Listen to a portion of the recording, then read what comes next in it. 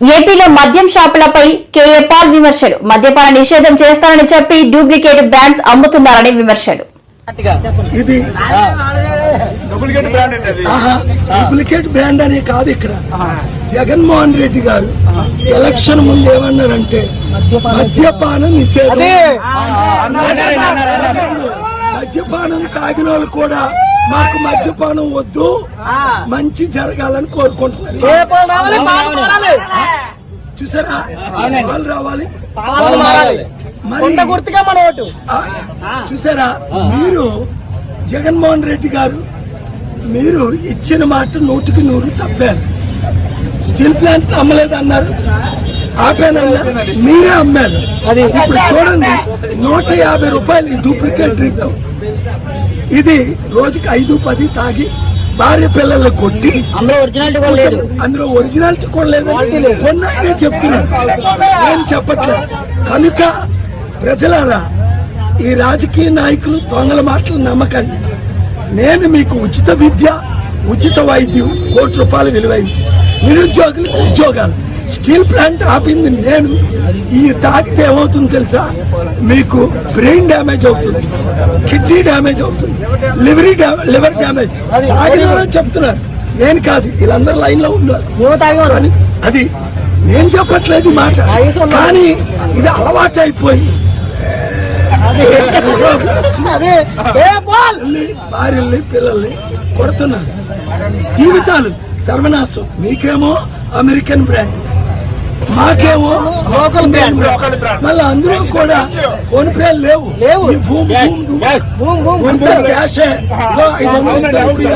ఎందుకు? అందులో సగం రాజకీయ నాయకులకి వెళ్తున్నారు. ఇది చేస్తుంది ఎవరు మీకు తెలుసు, అమ్ముతుంది ఎవరు ఓట్లలారా మీకు తెలుసు. మీకు ఆలు కావాలా? మీ భర్తల్ని, మీ పిల్లల్ని, మీ తండ్రుల్ని, మీ కుటుంబాన్ని నాశనం చేస్తున్న ఆలుకు ఓటేస్తారా? వద్దు. కొండ గుర్తుకే ఓటేసి విశాఖ ఎంపీగా సీరియల్ నెంబర్ 14 గెలిపించుకొని గాజువాక ఎమ్మెల్యేగా సీరియల్ నెంబర్ 8. అప్పుడు మీ జీవితాలు మార్చుతాను, మిమ్మల్ని అభివృద్ధి చేస్తాను. ఈ తాకండి. ఈగో చూడు,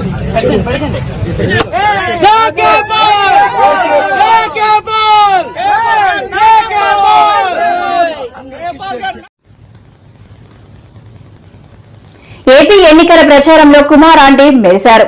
గుడివాడ టీడీపీ అభ్యర్థి వెనిగండ్ల రాము తరపున ప్రసారం చేశారు. బాగున్నారా? నేనమ్మా మీ కుమారి ఆంటీని. కుమారి ఆంటీ ఏంటి హైదరాబాద్ నుంచి ఇక్కడికి వచ్చిందని అనుకుంటున్నారా? రావాల్సి వచ్చిందండి.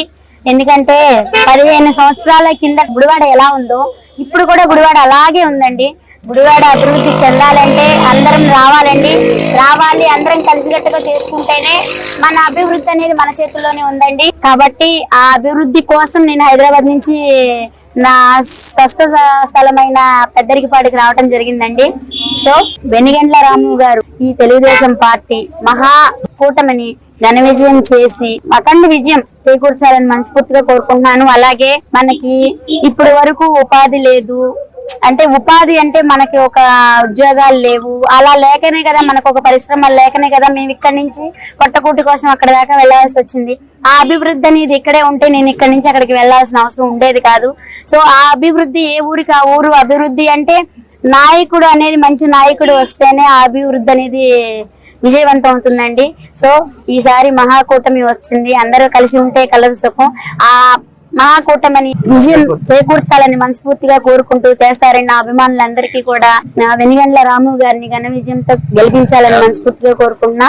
అలాగే గ్లాసు గుర్తైన బాలా శౌర్య గారిని కూడా గెలిపించాలని మనస్ఫూర్తిగా కోరుకుంటున్నానండి. ఈసారి గనక మనం ఇట్లాగే ఉంటే ఎప్పుడు ఇక గుడివాడ ఎలా ఉందో 15 సంవత్సరాల నుంచి నేను ఇక్కడ లేని 15 సంవత్సరాల నుంచి ఎలా ఉందో అప్పటి నుంచి ఇప్పటి వరకు అలాగే ఉందండి. ఈ గుడివాడను అనేది మనం అభివృద్ధి చేసుకోవాలంటే ఖచ్చితంగా గెలిపించుకోవాలండి.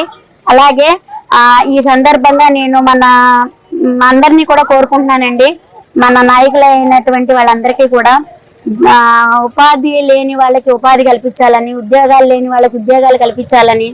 అనారోగ్యం అనేది చాలా మంది బాధపడుతున్నారండి. ఎందుకంటే మా నాన్నగారిని నేను పోగొట్టుకున్నానండి. ఇక్కడ ఆరోగ్యం ఇది చికిత్స సరిగ్గా లేక హైదరాబాద్ తీసుకొచ్చి హైదరాబాద్ లో జాయిన్ చేసుకున్నప్పటికీ అప్పటికే చేయి దాటిపోయిందండి. అలా పోగొట్టుకున్నాను కాబట్టి వెంటనే స్పందించాలని ఇప్పుడు హైదరాబాద్ లో నేను మొన్న ఒక పాపకండి హార్ట్ ప్రాబ్లం ఉందని చెప్పి ఒకళ్ళు నా దగ్గరికి వచ్చారండి. సీఎం గారండి రేవంత్ రెడ్డి గారు వెంటనే స్పందించారండి. నా ద్వారా ఒక పాపకి హెల్ప్ జరుగుతున్నందుకు నాకు చాలా సంతోషంగా ఉంది. అలాగే మన గుడివాడ నియోజకవర్గంలో కూడా రాము గారు కూడా అలాంటి వ్యక్తి అండి. మీరు మహేష్ బాబు గారి సినిమా అది చూసే ఉంటారు, మహర్షి సినిమా. దాంట్లో ఎలా అయితే ఆయన విదేశాల నుంచి వచ్చి పేద ప్రజలకు ఎలా అయితే చేశారో అలాంటి వ్యక్తేనండి. అది సినిమా అండి, ఇది రియల్ అండి.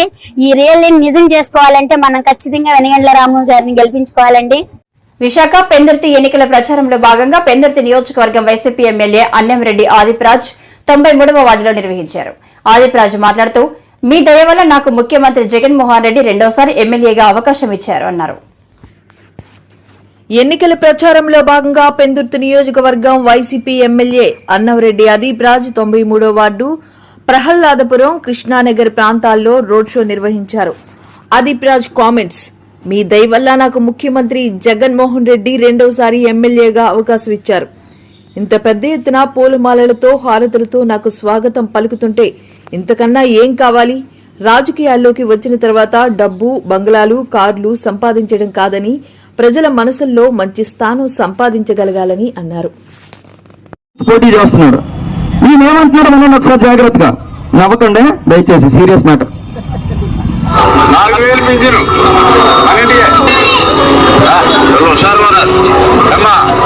మళ్ళీ మన ప్రభుత్వం వచ్చాక అందరికీ కూడా ఇదిగో 15,000 15,000 15,000 15,000 15,000 మీకు 18,000 18,000 మళ్ళీ ఇస్తున్నాను చూడండి, రాసి పెట్టుకోండి. మళ్ళీ 15,000 15,000 15,000 15,000 15,000 15,000 15,000 మీకు 18,000 మీకు 18,000 మీకు 18,000 మీకు 18,000. ఎలా ఉంది చూడండి, కనిపించింది. నీకు 15,000 నీకు 15,000 నీకు 15,000 నీకు 15,000 నీకు 15,000 నీకు 18,000 నీకు 18,000 నీకు 12,000 నీకు 13,000 నీకు 16,000. నోటికి వచ్చినట్టల్లా చెప్పేదే. నోటికి ఏది వస్తే అదే. అక్కడ ఉంటే అందరికి 10,000. ఏమైనా పూర్ణ మార్కెట్ లో టీ షర్ట్లు అమ్ముతారు, ఏదైనా 100 రూపాయలు, ఏదైనా 100 రూపాయలు, ఏదైనా 100 రూపాయలు, ఏదైనా 100 రూపాయలు అన్నట్టుందమ్మా. అంటే ప్రజలకి ఏదైనా చెప్పవచ్చు, నమ్మించి మోసం చేసేద్దాం. మళ్ళీ ఎన్నికల్లోకి వచ్చిన తర్వాత మనం అలాగే ఏమీ నెరవేర్చాం కాబట్టి మనం ప్రజలు పట్టించుకునే పని లేదు. ఏమా ఈరోజు జగన్మోహన్ రెడ్డి గారు చెప్పొచ్చు కదా పెన్షన్ 4,000 చేస్తానని. ఏదైతే చేయగలమో అదే చెప్పాలి. ఆయన అన్నారు ఇప్పుడు ఉన్నటువంటి పరిస్థితుల్లో మన రాష్ట్రం బడ్జెట్ తో ఎవరు కూడా 4,000 రూపాయలు ఇవ్వలేరు. కాబట్టి నేను అబద్ధం చెప్పను, ఏదైతే ఇవ్వగలనో అదే చేస్తానని చెప్పారు. అమ్మా పెన్షన్ ఇవ్వడానికి ఎంత హంగామా చేస్తున్నా, అంత బాగా అంతగా ఇబ్బంది పడలేవు. వీడిచ్చే 3,000 కదా, లేకపోతే చచ్చిపోతారా? విన్నారా? మళ్ళీ వినండి జాగ్రత్త. మీకు చిన్న డౌట్ ఉంది, ఏమన్నాడు ఆయన? మళ్ళీ వినండి, జాగ్రత్తగా వినండి. వెనకాతలు మాట్లాడదు ప్రచార రథం మీద ఎవరు, మీరే ప్రచార రథం మీద ఎవరు మాట్లాడదు మా జాగ్రత్తగా. పెన్షన్ ఇవ్వడానికి ఎంత హంగామా చేస్తున్నా, అంత బాగా అంతగా ఇబ్బంది పడలేవు. వీడిచ్చే 3,000 కదా, లేకపోతే చచ్చిపోతారా? వీడిచ్చే 3,000 లేకపోతే చచ్చిపోతారా? పెన్షన్ లేకపోతే పోయింది ఏముందని అడుగుతున్నాడు. ఎంత అహంకారం చూసారా వీళ్ళకి? వీడిచ్చే 3,000 రూపాయలు లేకపోతే చచ్చిపోతారా అని అడుగుతున్నాడు. అమ్మా నేను ఒక్క మాట అడుగుతాను, ఇక్కడ ఎంతో మంది అవ్వాతాతలు వికలాంగులు పిల్లలు మా ఎంతో మంది అవ్వాతాతలు వికలాంగులు వితంతువులు ఎప్పుడెప్పుడు 1వ తారీఖు వస్తుందా, ఎప్పుడు వాళ్ళ ఇంటికి మన ఇంటికి వచ్చి పెన్షన్ ఇస్తాడని చెప్పి ఎదురు చూసేటువంటి వాళ్ళు ఎంతమంది లేరమ్మా? ఇవాళ కొడుకులు చూడకపోయినా, పిల్లలు పట్టించుకోకపోయినా, ఎవరి దగ్గర దేహ్యాన్ని చేయి చాపకుండా మన అవసరాలకు కానీ ఖర్చులకు కానీ మందులకు కానీ ఎవరిని అడగకుండా గౌరవంగా వాళ్ళ ఇంట్లో వాళ్ళు బ్రతుకుతున్నారంటే జగన్మోహన్ రెడ్డి గారు ఇచ్చినటువంటి ఈ 3,000 రూపాయల వల్లే. అవునా కాదమ్మా? మొన్న నేను సభవారం వెళ్ళాను, మా గడప గడపకి వెళ్ళినప్పుడు ఒక ముసలామని అడిగాను. ఈరోజు మళ్ళీ రెండోసారి ఈ పెందుర్తి నియోజకవర్గం నుంచి వైఎస్ఆర్ కాంగ్రెస్ పార్టీ తరఫున ఎమ్మెల్యేగా పోటీ చేసేటువంటి అవకాశం జగన్మోహన్ రెడ్డి గారు ఇచ్చిన తర్వాత మీ అందరి దగ్గర మీ చల్లని దీవెనలు ఆశీస్సులు తీసుకోవడానికి మీ దగ్గరికి వచ్చినప్పుడు ఎప్పుడూ లేనటువంటి విధంగా మీ కుటుంబ సభ్యుడిని ఆహ్వానించినట్టు, మీ ఇంట్లో బిడ్డని ఆశీర్వదించినట్టు మీరందరూ కూడా ఎంత పెద్ద ఎత్తున పూలతో హారతలతో దిష్టి తీసి నన్ను ఆశీర్వదిస్తున్నారంటే ఇంతకన్నా ఏం కావాలమ్మా నాకు ఈ జీవితానికి? మా స్నేహితుడు మొన్నే వచ్చాడు అమెరికా నుంచి, ఒక 6 నెలల క్రితం వచ్చాడు. 14 సంవత్సరాలు అయిపోయిందిరా నేను చూసి. ఏం సంపాదించావు రాజకీయాల్లో, ఏం సాధించావని అడిగాడు. ఆ రోజు నాకు చెప్పడానికి సమాధానం ఏమీ లేదు. కానీ ఈ రోజు అనిపిస్తుంది, ఈ రాజకీయాల్లోకి వచ్చిన తర్వాత డబ్బు, బంగ్లాలు, బిల్డింగ్లు, కార్లు కాదు, హామీలన్నీ మనం మాట్లాడలేం, కొన్ని మాట్లాడుకుందాం. చంద్రబాబు నాయుడు గారు 2014లో డ్వాక్రా రుణమాఫీ చేస్తానన్నారమ్మా, చేశారా? అమ్మా డ్వాక్రా రుణమాఫీ చేశారా? లేదు. రైతు రుణమాఫీ చేస్తామన్నారు, చేశారా? ఇంటికి ఒక ఉద్యోగం ఇస్తామన్నారు, ఇచ్చారా? 2000 రూపాయలు నిరుద్యోగ వృత్తి ఇస్తానన్నారు, ఇచ్చారా? లేదు. సంవత్సరానికి 3 సిలిండర్లు ఉచితంగా ఇస్తానని చెప్పారు, ఒక్క సిలిండర్ కూడా ఇవ్వలే. ఆడబిడ్డ పడితే 30,000 రూపాయలు డిపాజిట్ చేస్తామన్నారు, ఒక్క 30 పైసలు కూడా డిపాజిట్ చేసిన పాపాన పోలేదు. కానీ ఇవాళ జగన్మోహన్ రెడ్డి గారు తీసుకోండి, 2019 ఆయన ఇచ్చిన హామీలు 5 సంవత్సరాలు నెరవేర్చడం ఏంటి? అమ్మఒడి ఇస్తామన్నారు, అమ్మఒడి ఇస్తున్నారమ్మా? అమ్మఒడి ఇస్తుందా? డ్వాక్రా రుణమాఫీ వచ్చిందా? 0 వడ్డీ వచ్చిందా? చేయూత వస్తుందా? రేషన్ ఇంటి దగ్గర తెచ్చిస్తున్నారా? పెన్షన్ ఇంటి దగ్గర తెచ్చిస్తున్నారా? మీ పిల్లలకి విద్యా దీవెన, వసతి దీవెన వస్తుందా? నాయని బ్రాహ్మణులకి సంవత్సరానికి 10,000, 5 సంవత్సరాలకి 50,000, రజకులకి సంవత్సరానికి 10,000, 5 సంవత్సరాలకి 50,000, టైలరింగ్ చేసుకుంటే సంవత్సరానికి 10,000, 5 సంవత్సరాలకి 50,000, ఆటో ఉంటే వాహన మిత్ర కింద సంవత్సరానికి 10,000, 5 సంవత్సరాలకి 50,000, Vidya Deevena. Land titling act చెత్త అని బీజేపీతో చెప్పగలరా అని సంచల రామకృష్ణారెడ్డి అన్నారు. ల్యాండ్ టైటిలింగ్ యాక్ట్ పై ఈనాడు, ఆంధ్రజ్యోతి పత్రికల్లో తప్పుడు ప్రకటనలు, ల్యాండ్ టైటిలింగ్ యాక్ట్ పై చంద్రబాబు విష ప్రచారం చేస్తున్నారు. అందరూ చూసి ఉంటారు. ఇది చూస్తే సహజంగానే ఏదో జరిగిపోతుంది, ప్రళయం వస్తుందేమో, ఏమైపోతుందో అనేది పెట్టారు. కానీ ఇది ప్రకటన అనడం నేను తప్పు. ఎక్కడ కానీ పొరపాటున మీరు గమనిస్తే అడ్వర్టైజ్మెంట్ అని కానీ ఎవరు ఇష్యూ చేశారో తెలియదు. మరి ఇది రామోజీరావు భయపెడుతున్నాడా, ఇంకొకరు భయపెడుతున్నాడో దీంట్లో తెలియదు. ఇది రామోజీరావు పత్రిక కాబట్టి రామోజీరావు అనుకోవాలి. పోనీ అలా అనుకుందామంటే రాధాకృష్ణ అదే పెట్టాడు. దీంట్లో కూడా ఎక్కడా లేదు, ఎవరిచ్చారో లేదు ఈ భయపెట్టే ప్రకటన. కింద చంద్రబాబు ఉన్నాడు కాబట్టి, ఈ గుర్తులు ఉన్నాయి కాబట్టి ఇది వీళ్ళు ఇచ్చారని అనుకోవాలి. ఏం రాశారంటే దీంట్లో, మీ భూమి మీది కాదు, ల్యాండ్ టైటిలింగ్ చట్టంతో జరగబోయేది ఇదే, జగన్ దుర్మార్గ చట్టంతో కింద కొన్ని, మళ్ళీ బాబుని రప్పిద్దామని అన్నారు. వీళ్ళ దిక్కుమాలిన దీనిల కోసం ఏ రకంగా ఎక్కడికి జారుతుపోతున్నారు అనేది చూడాలంటే ఇది ఒక దీంట్లో ఇచ్చారు.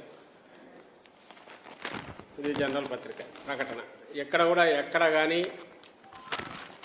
ఎవరిచ్చారో లేదు, అడ్వర్టైజ్మెంట్ అనేది లేదు. ఒక్క ఈ పత్రికలో మాత్రమే వాళ్ళ పాలసీ అనుకుంటా అడ్వర్టైజ్మెంట్ అని ఉంది, రాశారు. ఇష్యూడ్ బై తెలుగుదేశం పార్టీ అని ఇక్కడ ఉన్నారు. అంటే నేను ఇదే దీంతోనే ఎందుకు మొదలు పెడుతున్నా అంటే, ఒకటి దీంట్లో ఉన్న కంటెంట్, వీళ్ళు మనుషుల పిశాచాల, రాక్షసులు కూడా కాదు. ప్రజల జీవితాలతో ఎందుకు ఆడుకోవాలనుకుంటున్నారు? ప్రజల జీవితాలతో, రాష్ట్ర ప్రజల జీవితాలతో ఏమాత్రం ఎంతో కొంత ఆస్తి ఉన్నా, స్థిరాస్తి ఉంటే వాళ్లను భయపెట్టి, భయభ్రాంతులను చేసి, వాళ్ళు అనుకున్న రకంగా ఏదో సాధించాలనే దాంతో, ఆ దుగ్ధతో ఇలా చేసినారని ఇక్కడ అర్థమవుతుంది. మీకే గమనిస్తున్నారు, తోడేళ్ళు పైనంతా, కిందేమో కూటమి అధికారంలోకి రాగానే ల్యాండ్ టైటిలింగ్ యాక్ట్ చట్టం రద్దు, కింద చంద్రబాబు ఫోటో. వీళ్లకు సిగ్గు శరము ఉంటే, వీళ్ళు నిజంగా ఇది ఒక రాజకీయ పార్టీ అయితే ఇదే పద్ధతి ప్రజల్లోకి వెళ్ళడం. ల్యాండ్ టైటిలింగ్ యాక్ట్ అనేది ఏదైతే ఇప్పుడు వీళ్ళు అన్నట్టు నిజంగా రద్దు చేసేదైతే, ఈ ల్యాండ్ టైటిలింగ్ యాక్ట్ బిల్లు పెడుతున్నప్పుడు ఎందుకు దాన్ని తెలుగుదేశం పార్టీ సపోర్ట్ చేసింది? At the cost of repetition మళ్ళీ నేను కొద్దిగా చూడండి, మీకు చూపాలి. ఎందుకంటే ఇది చూడగానే ఖచ్చితంగా ఫోన్లు వస్తున్నాయి, ఏమో జరిగిపోతుంది, ఏమో జరిగిపోతుంది, ఏమో జరిగిపోతుంది. దీనికి శిక్ష ఏమి వేయాలని కూడా ప్రజలు ఆలోచించాలి. ఇంతటి అబద్ధాలు, ఇంతటి పైశాచికత్వంతో అడ్డగోలుగా అబద్ధాలు, విష ప్రచారం, భయాందోళనకు గురి చేసి భయభ్రాంతులను చేసే దానికి దిగజారితే అది కూడా మళ్ళీ ఒక అడ్వర్టైజ్మెంట్ అని రాసుకోవడం కూడా లేదు. ఇది నైతికంగా ఇంకో రకంగా అంత అది చాలా పెద్ద మాట.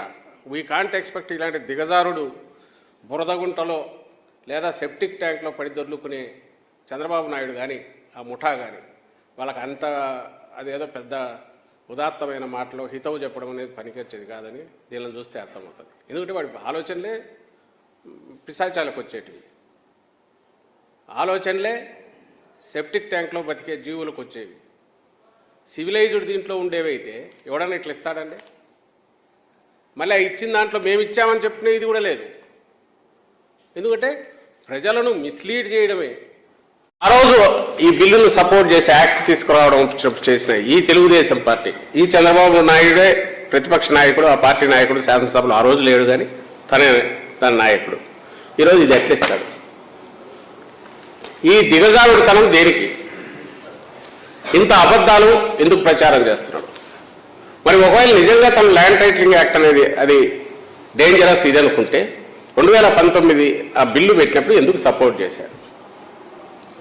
పోనీ ఆ తర్వాత తన జ్ఞానోదయం అయితే దాని మీద ఇమ్మీడియట్ సెంటర్కు పోయింది, 10-14 డిపార్ట్మెంట్లలో తిరిగింది, డిఫరెంట్ మినిస్ట్రీస్కి వెళ్ళింది, అక్కడి నుంచి సవరణలు వచ్చాయి, సూచనలు వచ్చాయి, వాటిని దీంట్లో ఇంపార్ట్ చేసి తయారు చేసిన యాక్ట్ ఫైనల్గా ప్రెసిడెన్షియల్ అసెంట్కి పోయింది. ప్రెసిడెన్షియల్ అసెంట్ వచ్చింది.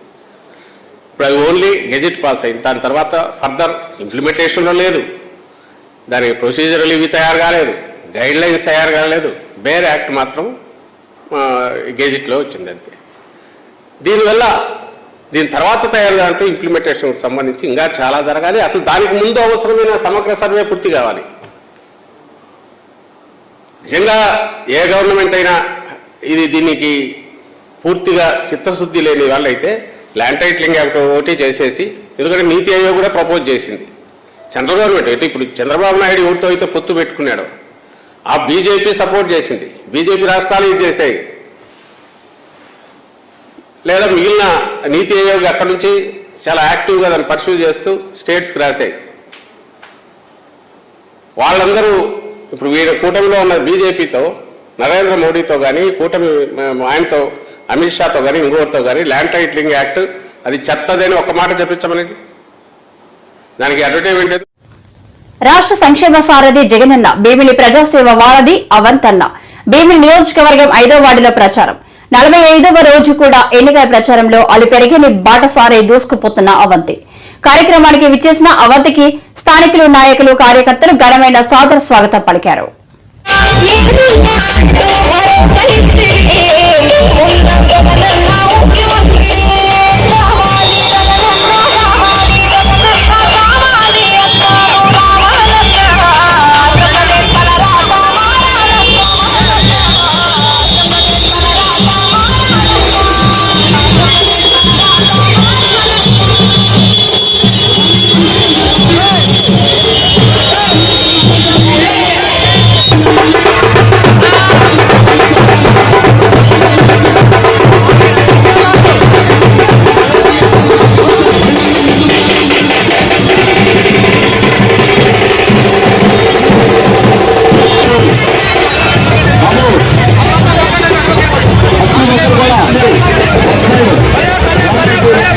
ట్రాఫిక్ అంతరం కలగకుండా ఆ కారు సైడ్ ఇచ్చాను బాబు. ట్రాఫిక్ ఇబ్బంది పెట్టద్దు దయచేసి. ప్రతి ఒక్కరు కూడా సహకరించాల్సిన కోరుకుంటున్నాను. పేరు పేరున కొంచెం లెఫ్ట్కి ఇంకెనక్కి వెళ్ళండమ్మా, దయచేసి కొంచెం సహకరించండి, కొంచెం లెఫ్ట్కి వెళ్ళండి.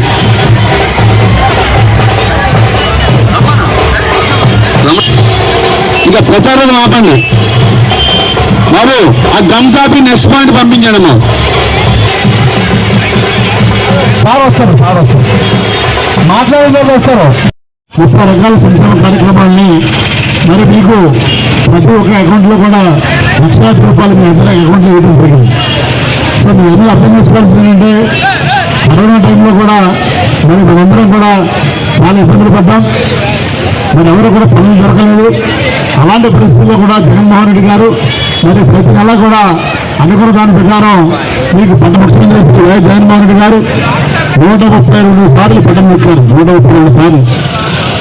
మరి మీరందరూ ఇవాళ ఆ డబ్బులు ఇచ్చినప్పుడు గత తెలుగుదేశం ప్రభుత్వ నియమంగా జగన్మోహన్ కమిటీలు కానీ రికమెండేషన్లు కానీ లేవు. మీ అందరికీ మరి మీ సంక్షేమ కార్యక్రమం అందజేసినప్పుడు మీ కులం ఏంటి చూడలేదు, మతం ఏంటి చూడలేదు. ఇక్కడ కూడా మీ అందరికీ నా విజ్ఞప్తి, ఈ సంక్షేమ కార్యక్రమాలు రావాలన్నా, మళ్ళీ ఈ పథకాలన్నీ మనకు కంటిన్యూ అవ్వాలన్నా, ఈ వాలంటీర్స్ ఉండాలన్నా, సచివాలయ వ్యవస్థ ఉండాలన్నా మళ్ళీ జగన్ గారు ముఖ్యమంత్రి అవ్వాలి. జగన్ గారు ముఖ్యమంత్రి అయితేనే మనకి ఈ సంక్షేమ కార్యక్రమాలు కానీ అభివృద్ధి కార్యక్రమాలు కానీ ఉంటే ఇవాళ ఎలాంటి రికమెండేషన్ లేకుండా, ఎలాంటి లంచాలు లేకుండా ఇవాళ పూర్తి పారదర్శకంగా పేదల సంక్షేమ ధ్యేయంగా ప్రభుత్వం జరుగుతుందంటే అదొక దేశంలో ఎక్కడా కూడా లేదు. అదొక మన ఆంధ్రప్రదేశ్ రాష్ట్రం ఉంది. ఇవన్నీ కూడా మీ అందరికీ నా విజ్ఞప్తి. ప్రచారంలో భాగంగా పొద్దున్న ఎల్లపాలెంలో ఒక 3 సచివాలయాలు, మరి మధ్యాహ్నం నుంచి 4వ వార్డులో చాపలపాడ, అలాగే ఇప్పుడు 5వ వార్డులో మన అయ్యప్ప నగరు, శివశక్తి నగరు, శ్రీలక్ష్మి నగరు, హనుమాన్ నగరు, ముచ్చాలం కాలనీ, వివేకానంద కాలనీ, పొట్టవనిపాలెం, మరి ఇన్ని గ్రామాలు వారి నుంచి తిరగడం జరుగుతుంది. మరి ఏ గ్రామం వెళ్ళినా, ఏ వార్డుకి వెళ్ళినా, ఏ ఇంటికి వెళ్ళినా, ఎక్కడికి వెళ్ళినా కూడా ఒక అపూర్వమైనటువంటి స్వాగతం, ఒక అఖండమైనటువంటి ఆదరణ మరి జరుగుతుంది. దానికి కారణం ప్రతి సచివాలయంలో పరిధిలో ఈ 5 సంవత్సరాల కాలంలో వాళ్ళ కులం ఏంటి, మతం ఏంటి, ప్రాంతం ఏంటి, వాళ్ళ పార్టీ ఏంటి చూడకుండా అర్హత ఉన్నటువంటి ప్రతి పేదవాడికి కూడా ఈ సంక్షేమ కార్యక్రమాలు మినిమం 20 కోట్లు ఇచ్చారు. అంటే ప్రతి ఒక్క సామాన్యాన్ని కూడా లక్షాధికారులు చేసినటువంటి ఘనత జగన్మోహన్ గారు దక్కుతుంది. కాబట్టి ప్రజలందరూ కూడా, ముఖ్యంగా పేద ప్రజలు ఎక్కడున్నారో ఆ పేద ప్రజలు పెన్నిదిగా, పేద ప్రజలు దేవుడిగా జగన్మోహన్ గారు ఉన్నారు. మరి అందుకనే పేద ప్రజలందరూ కూడా ఇవాళ మరి ఆయన్ని ఒక భగవంతుల్లో భావించడానికి ఇవాళ ఓటు వేయాలి, ఓటేసి రుణం తీసుకోవడానికి సిద్ధంగా ఉన్నారు. కాబట్టి మరి ఎక్కడికి వెళ్ళినా కూడా మాకు అపూర్వమైన స్వాగతం జరుగుతుంది. ఇవాళ కొంతమంది కొన్ని మీడియా సంస్థలు కానీ, కొంతమంది చంద్రబాబు నాయుడు గారి కూటములు కానీ, కుట్రలు కానీ ఎన్నైనా చేయొచ్చు. కానీ ప్రజలు మాత్రం జగన్ గారికి ఓటు వేయాలి, ఆయన ముఖ్యమంత్రి చేయాలని మళ్ళీ సిద్ధంగా ఉన్నారు. తప్పనిసరిగా రేపు రాబోయే మే 13వ తారీఖు జరగబోయే ఎలక్షన్స్ లో మనం వచ్చిన సీట్ల కన్నా కూడా ఎక్కువ సీట్లలో జగన్ గారు గెలుస్తారు. మళ్ళీ ముఖ్యమంత్రి అవడం తథ్యం. అలాగే భీముల నియోజకవర్గంలో కూడా ప్రజలందరూ కూడా పేద ప్రజలు ముఖ్యంగా చెప్తున్నాను. పేద ప్రజలు మరీ ఎందుకు చెప్తానంటే పేదవాళ్ళందరూ కూడా లక్షాధికారి చేశాడు 5 సంవత్సరాల కాలంలో. ముఖ్యంగా కరోనా టైంలో కూడా మేము కానీ మా నాయకులు కానీ ప్రాణాలను తెగించి ఈ 5 సంవత్సరాలు తిరిగాం. అనేసి ప్రతి గ్రామం, ప్రతి వార్డు 10-15 సార్లు వెళ్ళాం. 20 సార్లు. ఇవాళ మా మీద పోటీ చేసే తెలుగుదేశం అభ్యర్థి గంటా శ్రీనివాసరావు ఫ్రెష్ గా దిగాడు. ఆయన దిగి ఒక హైటెక్ దీనిలాగా రెడీమేడ్ బేబీ లాగా వచ్చాడు. ఆయన వచ్చి 4 రోజుల్లో ఈ భూమిని తన్నుకుపోవడం కూడా అది జరిగే పని కాదు. మొన్న వచ్చిన మెజార్టీ కన్నా కూడా డబుల్ మెజార్టీ తోటి వైఎస్ఆర్సీపీ జెండా భూమిలో ఎగరవేస్తాం, జగన్ గారికి మరి బహుమతికి ఇస్తామని తెలియజేసుకుంటూ మరి ఎంత ఆదరణ చూపించినటువంటి మా ప్రజానికాన్ని 5వ వార్డు కానీ, 4వ వార్డు కానీ, మా 89వ వార్డు, ఏ వార్డుకి వెళ్ళినా, ఏ కాలనీకి వెళ్ళినా మాకు మరి ఎందుకంటే ముఖ్యంగా మా నాయకులందరూ కూడా స్థానిక నాయకులు కానీ మేము కానీ మరి 5 సంవత్సరాల నుంచి వాళ్ళని అలా ఉన్న కష్టమైన సుఖాన్ని మంచిగా చేయడం, దానికి ఒకసారి వారు ఓటు వేయాలని వాళ్ళు నిర్ణయించుకున్నారు. కాబట్టి 2 ఓట్లు కూడా మీ ద్వారా భీముల గారు మీరు విజ్ఞప్తి చేస్తున్నారు. మనకి ఇప్పుడు కూడా ఎలక్షన్ అప్పుడు కాకుండా మనకి కష్టమైన సుఖమైన మంచైనా చెడైనా, కరోనా వచ్చినా, తుఫాను వచ్చినా ఎప్పుడు అందుబాటులో ఉండే వ్యక్తి అవంతి శ్రీనివాసరావు. కాబట్టి మీ అమూల్యమైనటువంటి ఓటు, అతి పవిత్రమైన ఓటు, బాబాసాహెబ్ అంబేద్కర్ ఇచ్చినటువంటి పవర్ఫుల్ వెపన్ అది ఓటు. అది ఆ ఓటు హక్కుని మీరు వినియోగించుకుని కాని గుర్తు మీద వేసి మరి 2 సార్లు గతంలో జీవించారు భీముల ఎమ్మెల్యేగా, 3వసారి కూడా జీవించాలని మీ ద్వారా భీముల ఓటర్లందరూ కూడా విజ్ఞప్తి చేస్తూ ఒక ఓటు ఎమ్మెల్యేగా అవంతి శ్రీనివాసరావు కాని గుర్తు, ఇంకొక ఓటు ఎంపీ అభ్యర్థిగా బొత్స ఝాన్సీ గారు కాని గుర్తు మీద వేసి జీవించాలని మీ అందరూ కూడా నమస్కారం తెలియజేసుకుంటూ సెలవు తీసుకున్నా. జై హింద్, జై